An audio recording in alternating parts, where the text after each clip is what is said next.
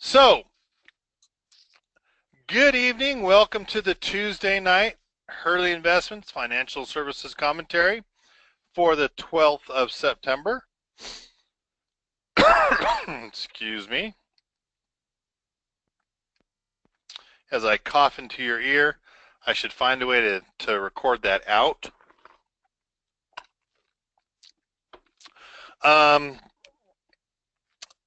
A little bit about this year. This year, so let's put it this way. I'm going to go to the very start here. This year, my family has decided it was a year to do hard things. What are some of the things that you would think are hard to do for you? Because it's different for everyone, right? What are some of the things that would be hard for you to do? I would kind of expect this from a girl. Mary said, give up chocolate. Boy, that was typed in there quickly. Okay, give up chocolate. Go to work every day for Maud. You know, boy, do I hear that one. Everything out of the comfort zone from Abraham. Trying things I haven't tried before from Lance. Again, Mary said giving up chocolate. David, making money in the stock market. It's different from everyone. For me, I wanted to get up at 4:30 a.m.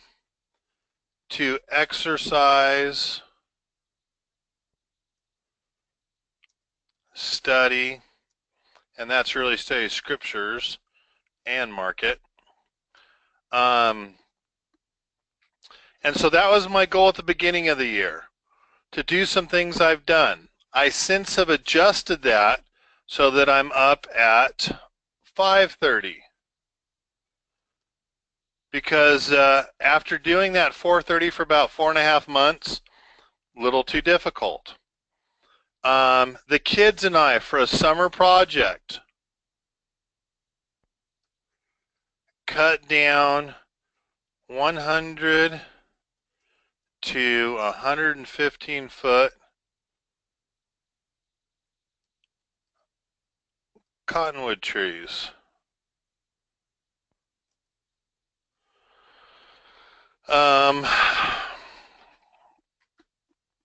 These are some of the successful things.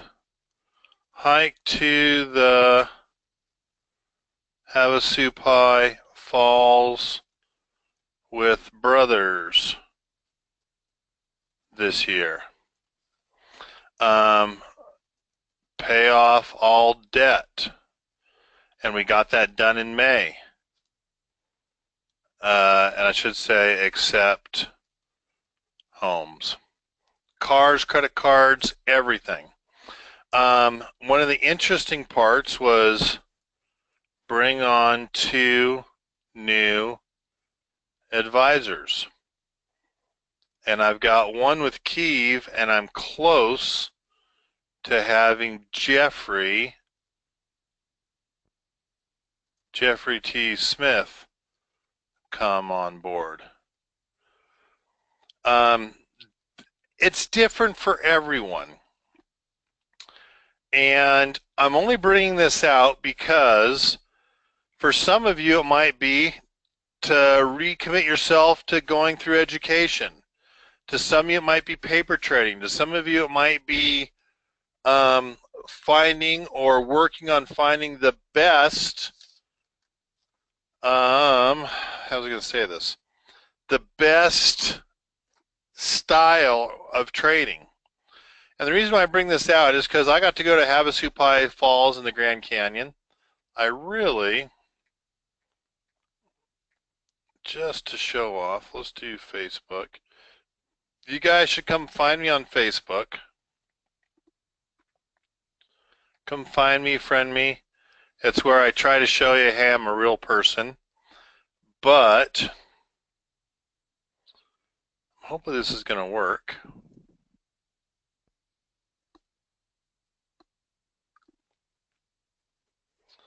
Come on, I'm not using that much internet.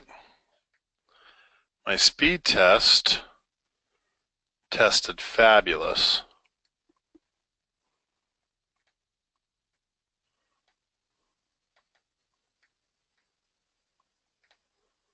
Oh, come on, Chrome. Well,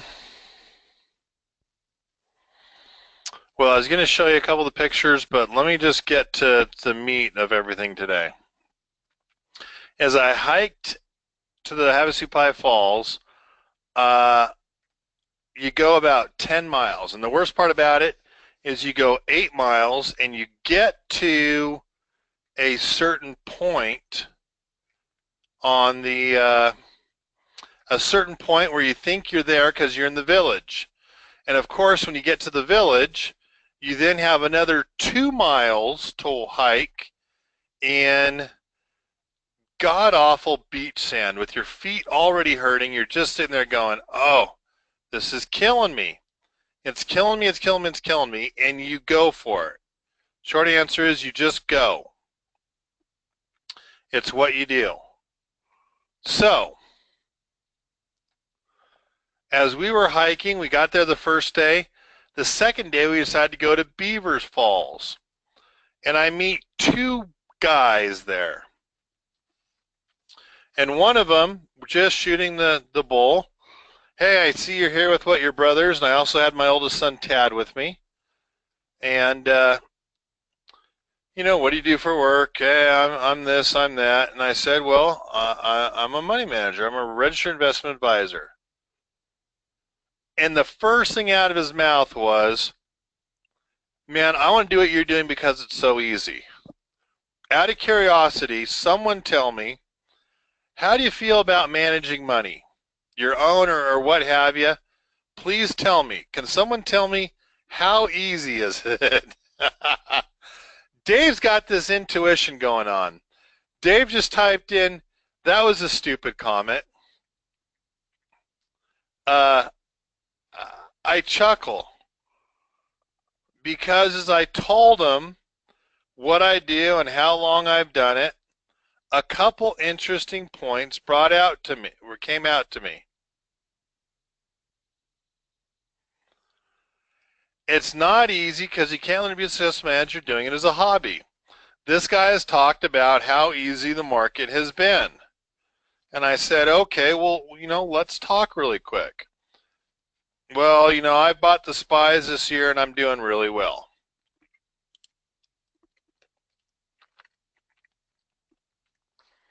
And I said, okay, how will you ever beat the stock market? And he said, oh, well, I won't. I won't. And I said, okay, why are you okay with that? And it was an interesting conversation because as we spoke, he wasn't sure what I was talking about or why I said it'd be okay with that. Because in his mind, very childish and very immature, in his mind, the stock market always goes up. So I had to bring him this chart to show to him, hey, by the way, we went through 12 and a half years where the stock market was flat. Oh, and by the way, you had to see twice the stock market basically lose 46% and 38% of its value. Which means in real life, you had to suffer through at least half of your money disappearing on paper. I don't have the other one that I'm looking for. And it was funny because all of a sudden, a second person jumped in. Hey, well, I work for, and not Rubicon, it was some management firm, and he's just kind of started, and he talked about this algorithm they use. And he made the comment on how good he did, or his firm did, as the market went sideways. So again, the second thing I thought of was, well, just because you're successful once on a single trade or for a certain time period doesn't mean you have it down. Because I talked to him and I said, well, what do you do when the market goes down? Like this week, where our market was down, 200 some odd points. And both of them said, oh, that's just so much pressure. I go to cash. And unfortunately, I did have a newer person go to cash last week. Really foolish, because we're back up to where we were before. But that was their risk tolerance. And the worst part about it was, on a six-figure account, we were down like $104 at the worst time period during that 250 some odd point down day. A 1.12%, no, 1.34% on the S&P. I was like, we're down $100. You should be down 1,340 per 100,000. We're down $104. We're set. And he said, it's just too much pressure. Which brought me down to the third little question. If it's easy, pressure has to become your friend. It can't be easy if pressure and worry are not your friend, something you can deal with and work with. And sometimes that pressure is extreme. And it's kind of funny, because I think the most pressure I get now that I've gotten rid of some people, the most pressure I get is from my wife. My wife still looks at accounts daily, and those are personal accounts. And I have to answer to my wife, which I think absolutely sucks, because she's such a hard-nosed and a stickler about accounts. It's really difficult to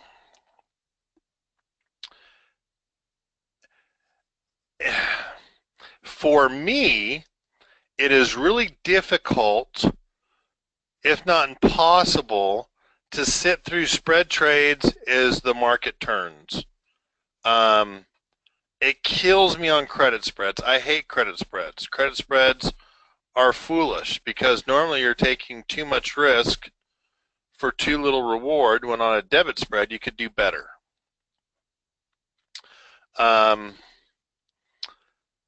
In the money, credit spreads, really foolish. It kills me. I'm a poor loser. I hate losing. So I put enough pressure on myself that I'm comfortable telling my clientele, I'm always watching, so you don't have to. I will admit, last Thursday and Friday, I was in the bottom of the Grand Canyon. I still hiked 2 miles at 5:30 in the morning, which was actually 6:30 Arizona time.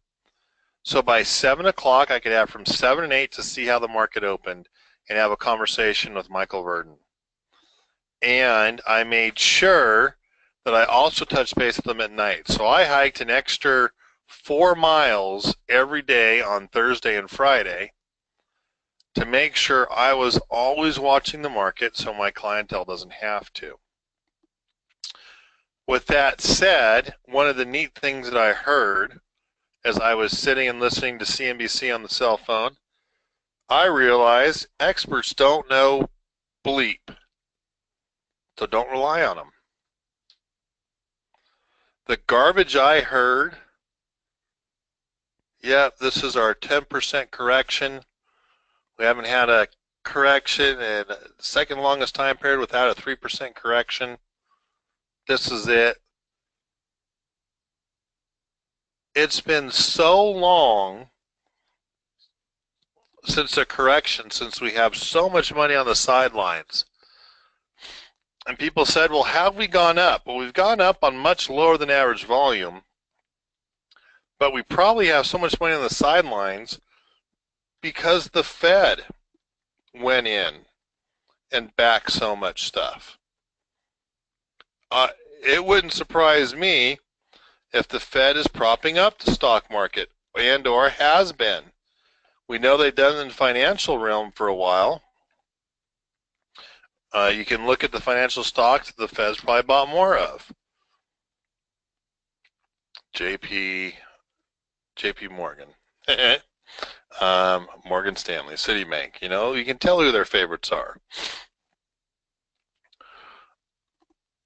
We still haven't had our 3% pullback. And the fact of the matter is, when you rely on an expert, you're going to set yourself up for a huge failure because, in all honesty, I'm not impressed with what the experts know. They might be very smart in a certain area, but that doesn't mean you've got the market figured out. Well, Kevin, do I stop watching CNBC, Bloomberg, Fox News? No. You want to see the take. But to rely on a single person is ridiculous. I love number 3, learning the rule of the losses. Michael Verdon's favorite comment is, if you take care of the risk, the profits will come. It kind of sounds like the movie Field of Dreams with Kevin Costner. If you will build it, he will come. If you build it, he will come. If you take care of the risks, the profits come. Now, I don't ever want to assume that Hurley Investments does not lose money, but I'm going to run into that to number 4. But what Hurley Investments does do really well is Disney fell from 115 down to 86. We had some protection on. As Disney has now fallen down below 100 and has no true support till about 90. No, I did not get it right as it left 100. Happened too quickly. The accounts didn't even trigger the 100 long puts that were in place there. What did trigger was Michael Verdon saying, 100 long puts aren't triggering. I need to cancel that order, and I need to make a good job of putting things back on. Oh, and let's find out what the dummy CEO is saying at Disney. And, of course, their profits are going to equal next year's profits. Yeah, we missed about $3.50 of the downward movement. But from the expectation of it to fall down to 90 till it finds its first support, we've got protection in place. Anything you can make up on the way down is profit as things go up. Kevin, do you sometimes overprotect? Most definitely. There are times at earnings we do not need long put protection. That doesn't mean I'm going to take the risk and not have the protection on. It's when you see a 10%, 15% drop after hours, when there's nothing you can really do, that the protection's most needed. And the issue comes right down to this chart on if you take a 20% loss, it takes 25% to get back. If you take a 50% loss, it's 100% to get back. A 60% loss, you need 150% return to get back. It's just impossible. 75% is a 300% return to get back to break even. It just doesn't make sense. Which brought me to number 4. Now, understand, I'm going through this with these guys, right? With someone that's in the industry and a guy that says, I want to do what you do because it's easy. Running for the market or going to cash means you have no investment strategy. And I put this in just to make a point, because the market will not only jerk you around, but will teach you not to be a jerk. Kevin, that's harsh. Yes, it is harsh. But I think it's, being in the industry as long as I have, working for and having people manage my money that are in the industry, I learned that most of these money managers, with all due respect, are jerks. They think they've got something that they don't have. Not only do they think they've got something that they don't have, but they're taking those risks and they're taking those risks and getting paid 2 or 3 times on it using your money, which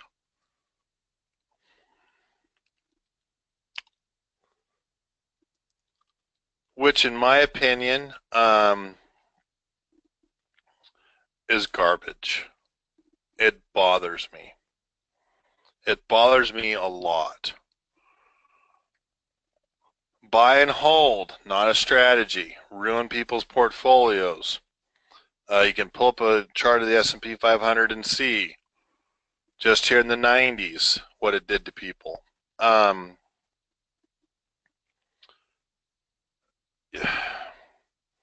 not saying this isn't coming out how I want to, but it's not fair for them to take a percentage off and then to also get paid a commission or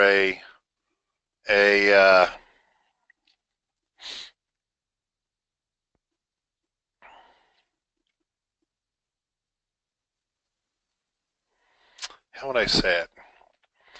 They get paid a commission to sell you into buying a product, a mutual fund, a bond fund, those kind of things. So, plain and simple, I don't do that. I don't think other people should do that. And I think I'm not happy with the way the industry is. I think it's too dishonest, and I think it's not out for the benefit of the person. It's out for the benefit on how they can make the most amount of money. What I mean by that is sometimes there's not just a great time for a trade. As I've picked up some new money, I've been in some cash for a while. There are a couple things that I wish I had not put money into. I was trying to force some growth in the accounts. So, for those that I put into American Outdoor Brand Company, I apologize. The metrics come up, but they were borderline.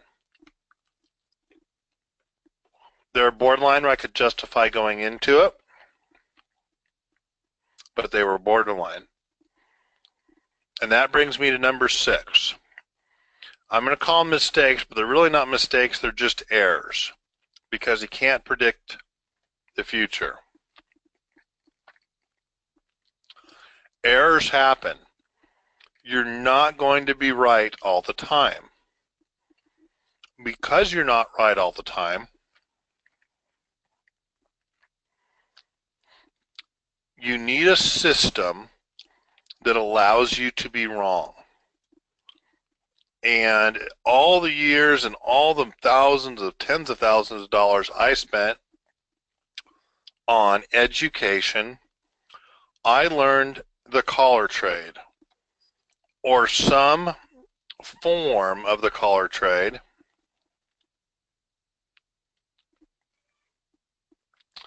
is how I can protect people's money and where I can still make mistakes but be covered. And obviously, it served me very well in 2008. We all know we're overdue for a correction when that correction happens, which could be as much as a 60% loss. Hurley Investments clientele is going to be sitting pretty. We'll probably be up that year when hell in a handbasket hits our stock market. Anyone want to make any comments on those 6 items that I put on there?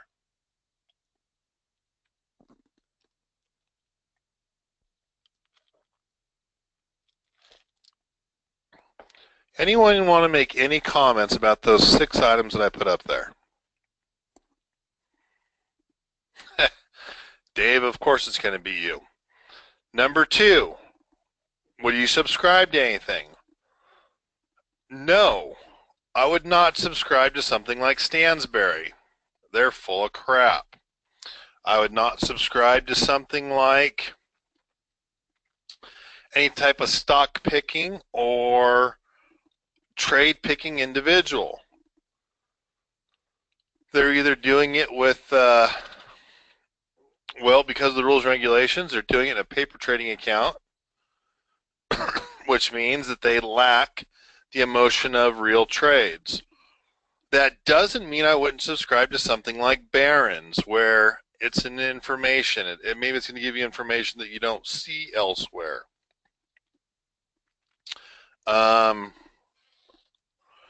But for a stock picker, an expert, some garbage like Stansberry, definitely don't spend money on that crap. It's garbage. It's them making their best educated guess. Everyone's wrong, and there's no reason for you to be paying for it.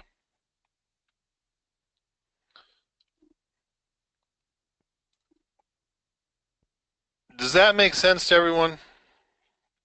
I chose Stansberry because they're my least favorite right now. Does that comment make sense to everyone, though?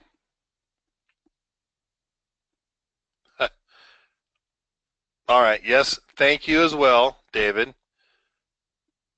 You know what? Someone just made a quick comment, and I think that's probably a better way to say it than what I'm saying. Someone just made the comment, Abraham, trust but check. And that's exactly right.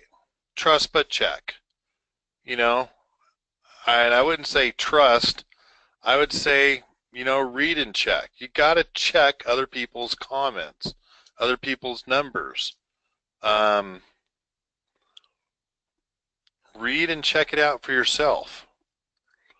But, I mean, Stansberry's called for 4 years this horrific drop, and X amount is going to get lost, and all they've done is take people's money. All right, let me keep going here. Getting on to what's going to happen this week and why. It's a slow week. Really, it's a very slow week, and nothing going on until Friday with options expiration. A couple more things in a minute. Though the end, nobody is Oracle, so even if they are right once, there's no way to be right most of the time. Exactly right. Correct. And I don't think it's this week, though. I think it's next week we have the Fed speaking. Pretty sure it's not this week. Pretty sure it's next week. The Fed is on...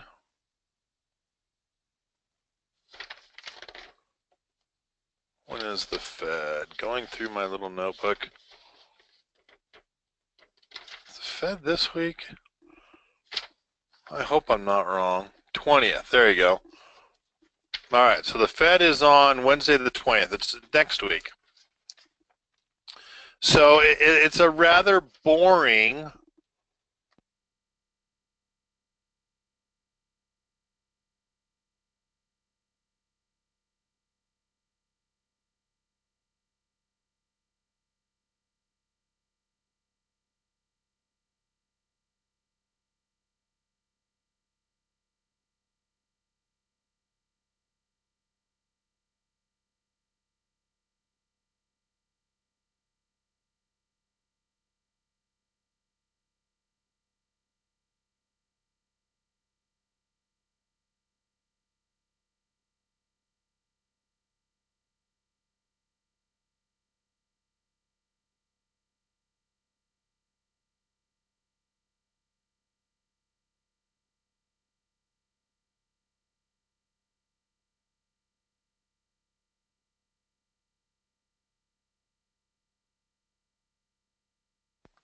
Sorry about that. Got the sound back on. I accidentally hit it with my elbow. What I was saying or talking about was really a slow week, but today, when we had Mushin talk in the Seeking Alpha, he made the comment that we have not only tax reform that they expect to have by December 8th, but that tax reform could be retroactive to January 1st, 2017. We didn't hold the highs of the day. In fact, we were having a really, really hard time holding those gains, but we did bounce back up higher towards the end. Pretty neat to think in the U.S. you could have some tax reform that'd be retroactive to January 1st, 2017. With that said, I'm still doing the majority of my selling will come with some leap short calls that'll probably go through in January. So it's a pretty slow week. We had Seeking Alpha, tax reform comments, and the new Apple iPhones, which was what? The 8 and the X. The 8 and the 10. Pretty interesting. Out of curiosity, anyone going to get a new iPhone?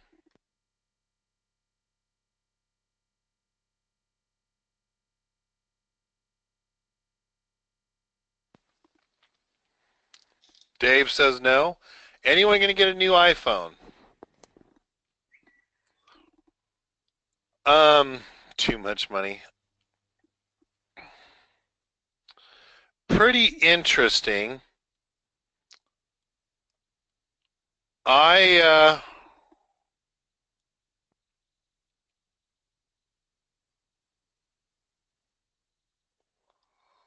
would I say this?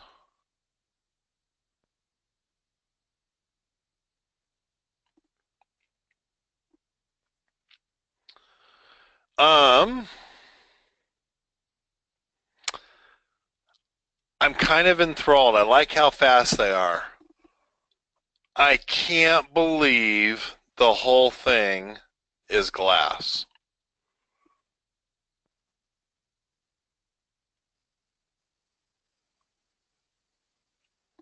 I'm shocked. I don't know.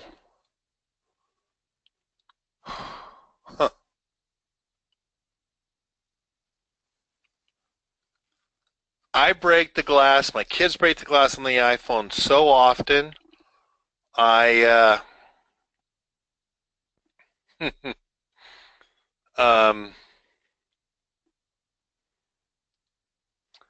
not comfortable with an iPhone that's glass front and back. That doesn't do it for me. I'd like to see him take a hammer to the glass And if it can handle the hammer hitting the glass and not breaking, I'll buy it. But all it sounds like is an expensive phone to replace the glass. Yes, it'd be cool for it to notice your face and come up. Yes, it would be cool to have a better camera, 25% faster than the last phone.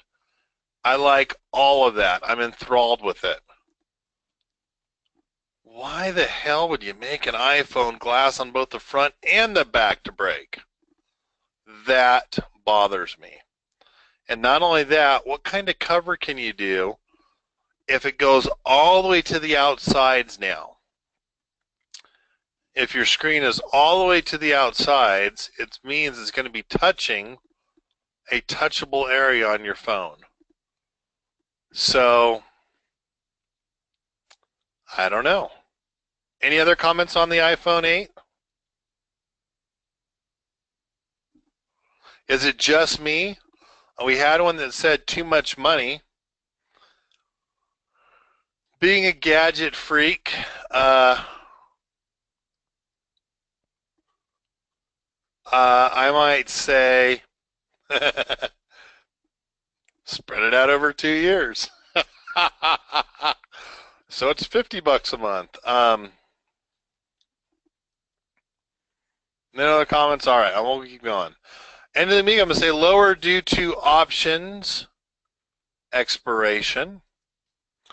Seems like now we're falling back into selling off when options expire. Looking at our chart, we are back to being bullish. We just had our crossovers on the MACD. Not only that, we broke the downtrend of lower highs. So I'm looking at bullish. The neat thing is you can follow that same pattern on the S&P 500. Just getting our, well, we got our crossovers a week ago. It's a little bit better. It always has been bullish. So I guess what I meant, am I thinking the NASDAQ composite, or was it just, yep, NASDAQ composite. Bullish. We're bullish all the way across the board, all three. And the neat thing is we broke the lower highs and lower lows. We're doing a V-shaped recovery. You can see it predominantly in the NASDAQ. If I was to take you to the S&P, you'd see the same thing. So pretty interesting to see. Amazing to see a flat month in August. Shocked me. Makes me think we could have that also in September. Earnings, there was only one earnings that I saw that made any sense to keep track on.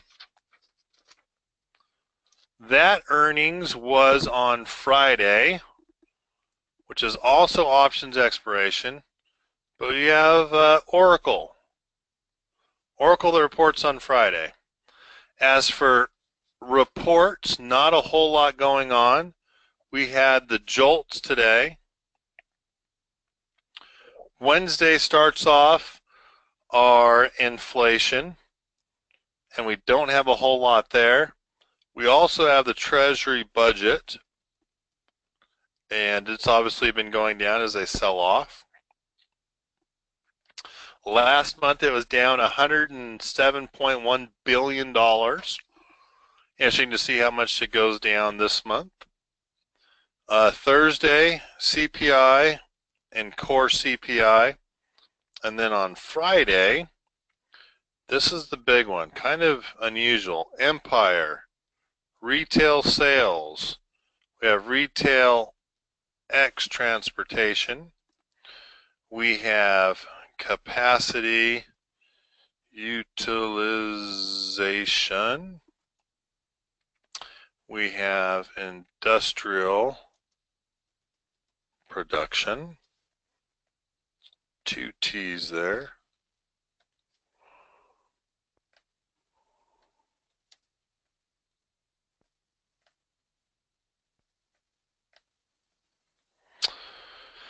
All right, we have business inventories.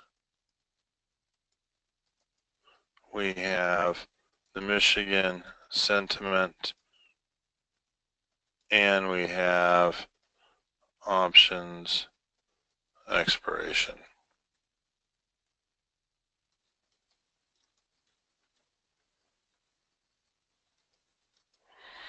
So, pretty busy. Internationally, nothing really going on that I'm paying much of attention to. Tomorrow we do have, and it'll set our futures. China has industrial production. We have retail sales.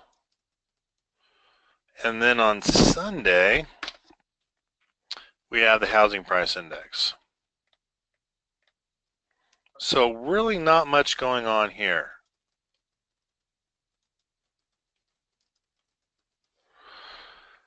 I do have a little thought on Abraham. Wasn't really effective Friday expiration in the market behavior. As of most recent, it seems like our markets have been going down. They've been doing a little selling off. For a while there, we had, it was quite interesting that we had,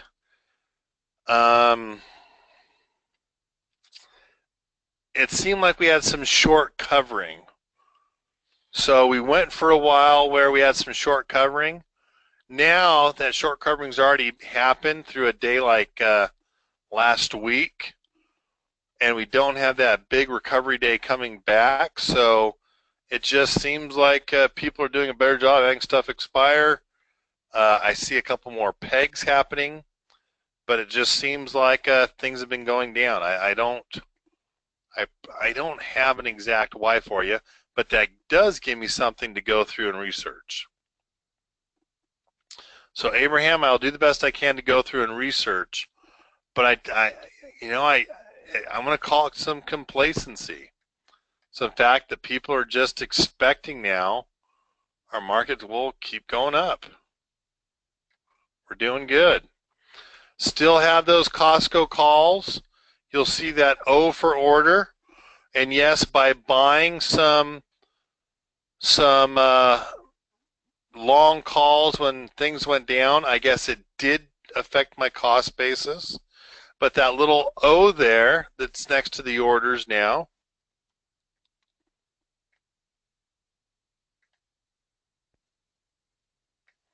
that little O there stands for the fact that I have a trigger to exit some positions. Where if I get to 1740, I'm going to take some profit on some Costco calls. Hopefully I'll get them, I'll sell off a third of them, which will be about 14 to take $7 of profit and let some more run. Maybe see if it's going to come back down. Could not get over 160 today. So that was a little bit of a shocker. Earnings list has shrunk down. Disappointed in American Outdoor Brands. They didn't do bad, but they didn't do good, and they're down. I will do a little more research on them, but it was very disappointing because they were already way oversold, and now they're way, way oversold. And any questions tonight, guys?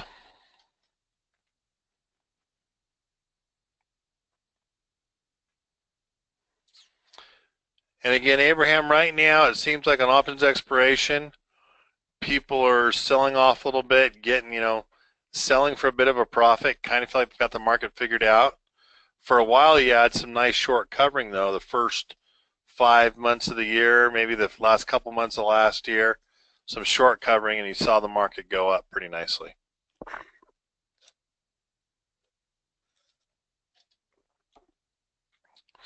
It seems like we're back to 50-50 now.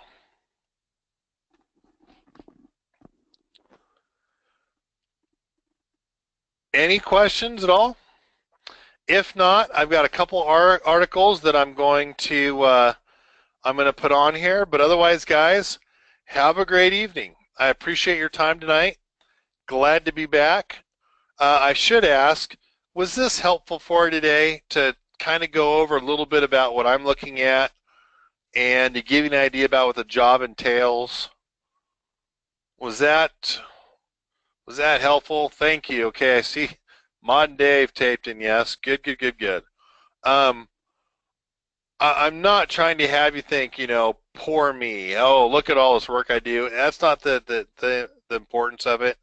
I just do want you to know it does take a lot of hard work to do this, and it's part of, in all honesty, it's part of being successful, is the effort and the amount of work that goes into it to be successful. Guys, have a wonderful evening. I look forward to seeing you next week. Thank you for being here. I will get this posted by tomorrow, so it can go from there. And thank you. The comment was just made. Your talk seems to give an important context for us. Greatly appreciate it. Thank you very much. Guys, have a great evening. I look forward to talking to you next week. I will do what I can to get this up by first thing by tomorrow morning. Have a wonderful evening, and I look forward to talking to you all next week. Thanks, David. Guys, take care. Bye-bye.